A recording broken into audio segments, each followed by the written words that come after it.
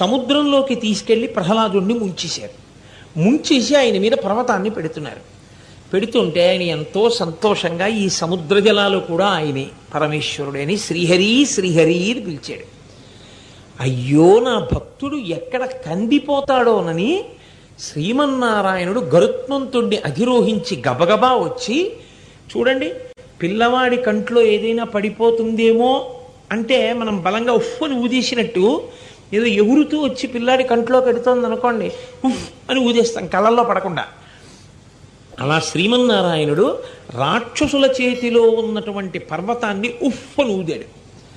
ఊదితే ఆ పర్వతం వెళ్ళి విశాఖపట్నం, విశాఖ సముద్రం, విశాఖ సముద్రనామం, ఆ సముద్రంలో ప్రహ్లాదుడిని ముంచారు.